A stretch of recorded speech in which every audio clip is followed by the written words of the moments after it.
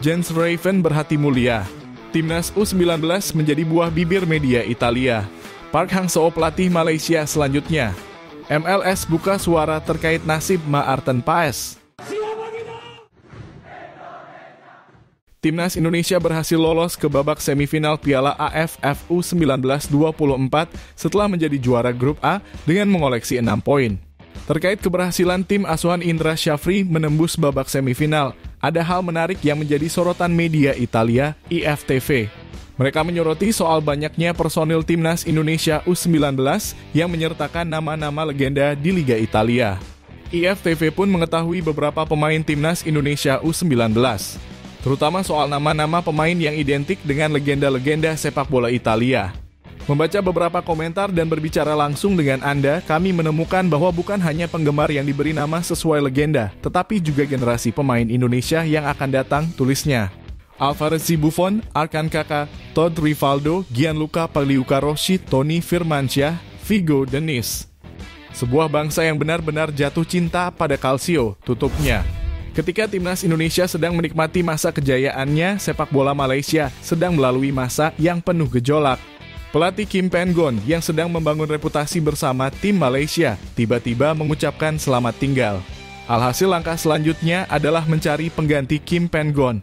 Santer dirumorkan dalam daftar kandidat pelatih Park Hang-seo menjadi nama yang menonjol berkat prestasi gemilangnya di sepak bola Vietnam. Sosok Park Hang-seo yang sering merepotkan Timnas Indonesia itu memang sedang mencari tim baru setelah sebelumnya gagal bergabung dengan India. Calon kiper Timnas Indonesia Maarten Paes masih belum bisa membela Timnas Indonesia, kendati sudah mengambil sumpah sebagai warga negara Indonesia pada 30 April 2024 lalu. Kiper FC Dallas itu terkendala masalah regulasi di statuta FIFA.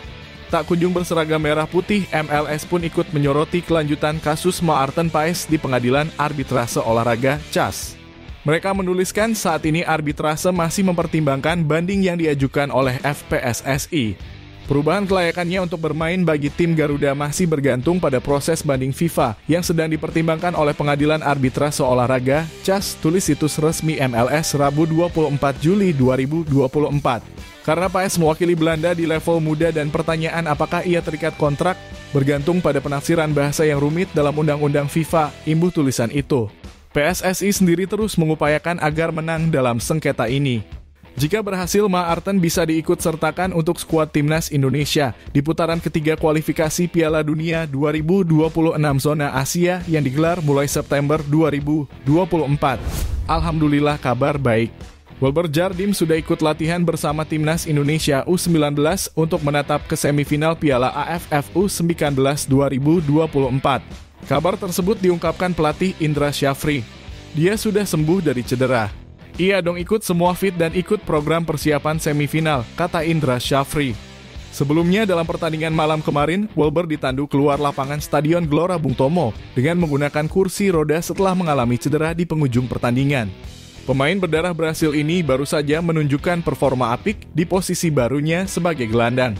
Pergerakan dan operannya menjadi kunci kemenangan Timnas Indonesia atas Timor Leste dengan skor 6-2. Penampilan Jens Raven jadi sorotan di laga Timnas Indonesia U19 versus Timor Leste dalam matchday ketiga Grup A Piala AFF U19 2024. Dalam laga itu, Timnas Indonesia sukses meraih kemenangan dengan skor 6-2. Jens Raven sendiri mampu mencetak 2 gol pada menit ke-18 dan 26. Jens Raven sejatinya bisa mencetak hat-trick dalam laga itu. Raven mendapat peluang emas pada menit ke-53. Tetapi Jens Raven tidak bersikap egois. Dia malah mengoper bola kepada Arkan Kaka yang berada di sampingnya hingga mencetak gol.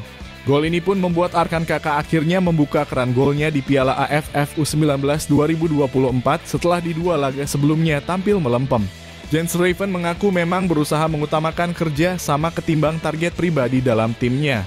Karena itu dia memberi umpan kepada Arkan Kaka karena posisinya lebih terbuka untuk mencetak gol ketimbang dirinya memaksakan untuk cetak hat-trick. Kami tahu semua dia juga seorang penyerang. Jadi, saya katakan saya tidak bisa hat-trick. Saya melihat Kaka posisinya bagus. Itu saya pikir bagus untuk mencetak gol, kata Jens Raven usai laga Selasa 23 Juli 2024. Sementara media Vietnam Soha VN memastikan timnas Malaysia dan Thailand U19 dirugikan saat melawan timnas Indonesia di semifinal Piala AFF U19 2024. Timnas Indonesia U19, Thailand, Malaysia, dan Australia U19 merupakan para kontestan semifinal Piala AFF U19 2024. Dari segi persiapan, timnas Indonesia U19 memang lebih diuntungkan. Timnas Indonesia U19 memiliki waktu istirahat selama 3 hari sebelum menjalani laga semifinal kontra Thailand atau Malaysia pada Sabtu 27 Juli 2024 pukul 19.30 waktu Indonesia Barat. Sementara itu, Thailand dan Malaysia hanya memiliki waktu efektif 1 hari sebelum melakoni laga semifinal. Timnas Indonesia U19 diuntungkan dari jadwal pertandingan dibandingkan lawan-lawannya. Tim tuan rumah mendapat jatah libur 3 hari sebelum tampil di semifinal, sedangkan Thailand dan Malaysia hanya mendapat libur 1 hari, tulis Soha.